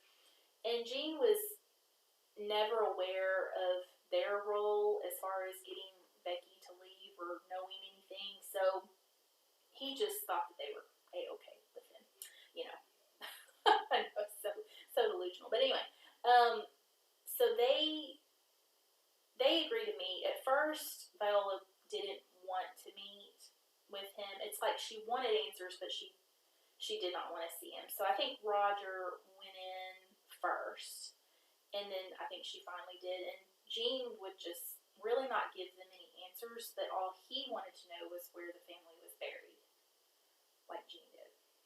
Yeah. So when Viola finally met with him in person, because Roger had gone at first, she asked him why he did it. Like, she asked him why he murdered everybody. And he just said, financial situation, everything was, the mortgage was behind, the cars were broken down. And Viola was like, Gene, that's not a reason to kill your family. And then he just stated to her that he would eventually tell her the reason, but that he wasn't going to do it right away and that she may not understand it. So this is what he told her. Roger asked Gene if he really wished to die, and Gene said yes. And then Roger asked him why he didn't just kill himself before the police got there, because he turned himself in. And he looked at Roger and said, "Do you know what kind of ammunition I used? They don't penetrate; they just splatter." So he tells Roger he doesn't want to be a vegetable, like he didn't, but yet he's going around shooting his loved ones with this so-called ammunition that he didn't want to kill himself with. Oh. It's like whatever. So Roger's just like, whatever, Dave. You didn't intend on killing yourself. You just want the state to do it for you. But anyway, so Gene is incarcerated at the Arkansas Tucker Maximum Security Unit in Tucker, Arkansas, which is a couple hours southwest of Russellville, and it's kind of around the Pine Bluff area, I believe. During this time, Roger and Bella do meet with Gene several more times over the year that he's there. And again, I think the only purpose was they trying just to find some reason. Yes, and they were the only family that he would talk to. Period. Like he wasn't talking to many people. I should say there's someone coming. So Gene had initially been scheduled for his execution June 6th of 1988. So that's pretty quick. Very quick. The Arkansas Churches for Life filed a petition with the Arkansas State Supreme Court asking for a stay and ruling for the death sentence to be upheld. So Gene was mad. So he was extremely angry. He starts with his letter writing. So he writes to the Arkansas Democrat blasting the courts, the Churches for Life, his attorneys, and the governor, who is, of course, President Bill Clinton at that time is the governor. So he's just blasting everybody. He's mad. He's not getting his way. And we all know that Gene likes his way. So on July 11th of 88, the court upheld the sentence, and President then Bill Clinton set a new execution date of August 9th of 88. So Irwin and Harris, Gene's attorneys, cautioned Gene that there would be other third-party appeals being filed. And Gene was upset, and Gene was upsetting the other death row inmates, because they were concerned that their execution would be pushed forward because of him wanting his pushed forward. And so because of this, Gene was put on protective custody within the unit, and he always had a guard. He had to take his meals and his yard time by himself. So he was basically on solitary confinement because of his, they were worried that the other inmates were going to kill him. So another petition was filed by the Churches for Life. So a district judge, Thomas Eisel, I believe, issued a second state of execution in August. So by the stay of execution in August. By the 23rd, they did rule the church group had no legal standing in the case. He did order Gene to be transferred to the Medical Center for Federal Prisoners, which was actually located in Springfield, Missouri at that time, and he wanted him to have further psychiatric evaluations. And again, I don't know, those records aren't given or whatever. It'd be interesting to know what they found. But he appointed a third attorney to review the case. So they're very much concerned about the urgency. So it did say the typical time frame for someone on death row is typically 20 years. So to be on, so we're talking, this is fast, you know what I'm saying? So everybody in the state's kind of like trying to throw the brakes on. But anyway, by December, so this happened in August, so by December, Judge Eisel declared Gene competent to waive the appeal. So Gene had hoped to be, what Gene was wanting, he wanted to be gone by the time the second trial, because the second trial was coming. And the second trial is the murdering of his whole family. So the second trial starts February 6, 1989, back in front of Judge Patterson. So this time the trial was moved over to Clarksville, Arkansas, in Johnson County, which is a little west of Russellville, kind of closer than the Ozark one was. So his demeanor during this trial was literally just a witness. Like, he just sat there, remote, distance, blank. Even when reviewing the videotape footage of the bodies being found on the property, he just, even hearing the testimonies, like, it was nothing. Like, it just meant nothing to him. He showed zero emotion.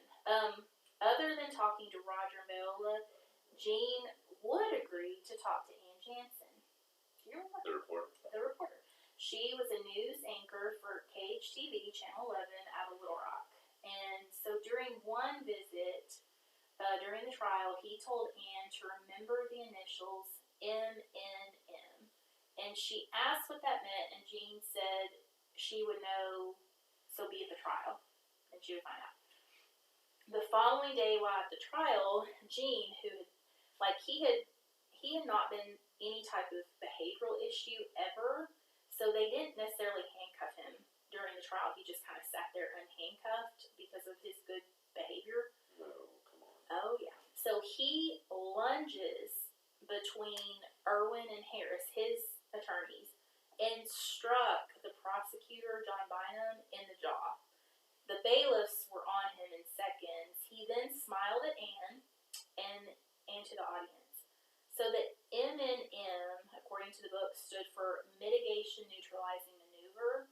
So he intended the assault on Bynum to erase any doubt placed by the jury as to what they needed to do. Basically, he wanted to seal the deal on the conviction, was his motive, according to the books. So after only a few days of trial and then 4 hours of deliberation, the jury announced Gene guilty of the 14 murders, and they brought the sentence of death on him again. So Gene returned to death row with a new execution date of March 16th of 1989. So Gene chose death by lethal injection, so evidently you got a choice. You could be electrocuted or lethal injection. So the lethal injection was actually new to Arkansas, but he had read up on it, and that's what he chose that he wanted.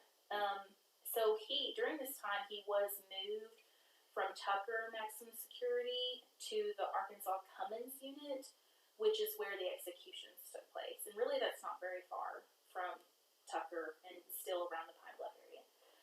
So 7 hours before his scheduled execution, he had his final meal. He had well-done filet mignon, raw onions, sliced tomatoes, American cheese. He had some dinner rolls, a banana, and a 7-Up. So Gene was actually I guess he's eating his meal, and he can hear the television outside his cell, and the United States Supreme Court, acting on a request by another death row inmate, stayed his execution. So Gene's only concern at this point, finding out that he's not being executed, he just wanted to make sure he finished his meal. So he was like, do I get to eat still? Yeah. So the next 13 months, so he is there another 13 months while the Supreme Court worked on the ruling. And so they ruled that the inmate had no standing to intervene with Gene's execution. So Gene was still in isolation. He wasn't talking to anyone. He hardly talked to his attorneys. He wouldn't see any visitors. So finally, April 24th of 1990, the Supreme Court ruled, and then President Clinton, Governor Clinton, then signed a proclamation for Gene's execution to be June 25th of 1990. So on June 18th, a death row inmate named John Edward Swindler, he was convicted of killing a policeman in Fort Smith back in 1976. So he was electrocuted at Cummins. And this was Arkansas's first execution in 25 years at that time. So basically they hadn't had one since 51. I didn't know that. No. So, when asked again what he wanted as his last meal, Gene just said he wanted the same as before. And Gene entered the death cell on Friday, June 22nd, so a couple days before. This was exactly 2.5 years after the first murders at his house. So leading up to the 25th, he just slept, watched TV, ate a little. On Monday, June 25th, Gene was quiet and composed. He ate his last meal at 3:07 p.m., kind of took his time. At 8:48 p.m., Gene entered the execution chamber and got onto the gurney. He watched with interest as the guards strapped him down and then looked at the ceiling. When medical assistant began probing for a vein, he helped them. Like he stated, he would clench his fist so they could find a vein. The curtain over the window separating him from the witnesses opened at 9, and there were 14 people with the warden. So it was his 2 attorneys. It was so Irwin and Harris. Sheriff Boleyn was there. The prosecutor, John Bynum, was there. It doesn't say everyone else who was there, but Gene said, "I want to say a few words. Justice delayed, finally be done, is just justifiable homicide." At 9:02 p.m., the executioner began injecting the sodium pentothal through the IV tube in Gene's right arm. Gene called out, "Oh, oh." The gurney shook for 2 minutes because he spasmed for 2 minutes. And then the Lincoln County coroner, Keith Griffin, pronounced Gene dead at 9:19. So on Wednesday, June 27th, so a few days later, Ronald Gene Simmons was buried in a pauper's grave near the town of Grady. His body unclaimed by any of the 5 members in attendance. So 5 people from his family did come, but no one actually claimed his body. So kind of some afterthoughts. Really, it's a lot. It is a lot, and it's horrific. And again, I will say this: there was a few more little things that I kind of heard today. So, and this was my thing. I know that he wanted a quick death, but it's just Renata's mother, for instance, had told reporters that, yeah, it's all nice and good for him because he just wants to die and end it. Sure. But she wanted him to actually, have to deal with his sentence, what he did. So she wasn't thrilled, nor was Dennis's family, the McNulty family. So there were a lot of families that were touched by this. Of course, you had little Gene's wife, Wilma. Of course, Renata's family, Dennis's family. Just tons of people affected. All of Becky's family. So, he was selfish to the very end.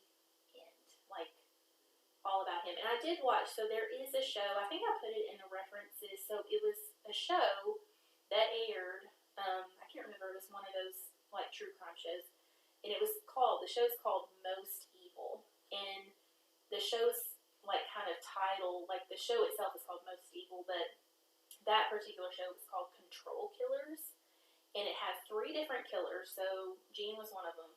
And they pick, by the end of the show, so they kind of tell you a little bit about each killer, and they pick which one was the most evil. And he was the most evil. And definitely, he is the most evil. And one of the, I think, the devil, they call the devil of Pope County, was one of the podcasts or whatever written on this. So, I will say, I kind of tried to look up some people. I told you what happened, to Joyce Butt. She did live a long life, and she was just a beautiful woman. I will be posting about the victims. No more pictures of Gene will come up on our social media, but I will be posting the victims. Sheriff Boleyn, it looks like he passed away in 2010. So, but I think he lived for quite a while. I couldn't really find much on everybody, but it looks like Roger and Viola, Becky's family. So Roger lived, I think he passed away in 2020, and Viola, as of her 86th birthday, she was a registered voter still in North Carolina. So I did not find anything about her death, and they had one son. They may have had, I know they had other children, but one of their sons passed away really young, even before them. So anywho,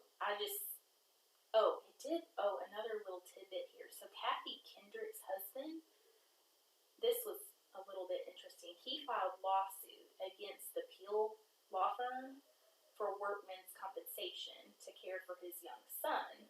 And it went all the way up in appeals courts and such, but the courts turned that down. They said that, Gene murdering, her was not a workman's compensation deal. Yeah. So I thought that was interesting. But I guess my biggest thoughts are, again, this is horrible, horrific.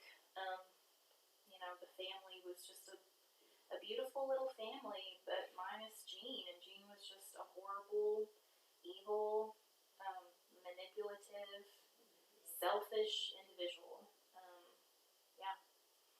And there's just, I don't know the psychology behind him. Obviously, I don't know. It's just, it's definitely, like, you can see a build-up, and, like, he basically, it's like, people ticked him off, and he just made his little list, and then he went and it's like he made list, and then he did it.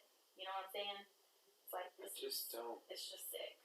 Just going. I mean, like, it's one thing to be a narcissist and be controlling and be ultimately the most self-centered person that I've heard of, I guess. But to take it to the point of murdering 17 people, it's just, take care of your family, take care of your friends, check in, get help. It just worries me to death that this horrific. Yeah, it is horrific. And this, to me, is like where, like, real life is so much worse than any movie that I've ever seen. Like, I don't know. It's just real. And it was really horrific. So it's done. So we're putting this to bed. Please. It's done. Quickly. It's done. And I will be posting, so if you are or know of anyone in an abusive relationship of any type, I will be posting in the reference notes. There are organizations in Arkansas to help, and there is a national hotline just to help people. So, yeah, just like Matt said, it's just, check in with people. It's just incredibly sad, and of course, we're just blessed not to know that kind of life, but it saddens me. So, the next episode will be fun. It won't be murder, let's put it that way. Yeah. And I'll be getting it out soon. Can I get dibs on a fun? Yes. Sometime later? Yes. I'm going to have Matt back with something fun and light, and not murder. Thank you. Yay. But thank you for That's been interesting. You said on part 1 that you were involved. Now you had to find out. No, I did. Yeah, I definitely. But the curiosity was there. Again, I did make the mistake, I think, of looking into it a little bit. It's horrific. I don't know what my reaction would have been. Don't read the book. Here, tonight, if I hadn't looked it up, but yeah. I'm gonna have to decompress after this. Me too. Yeah, this will be one of those nights I'm gonna have to go watch something. Well, Stay tuned. Stay tuned, guys. But this is it. It's late. Matt's tired. He's been up all day, so peace out. Right? Yeah, thanks. It's fun. Yeah. We'll do it again. Something fun.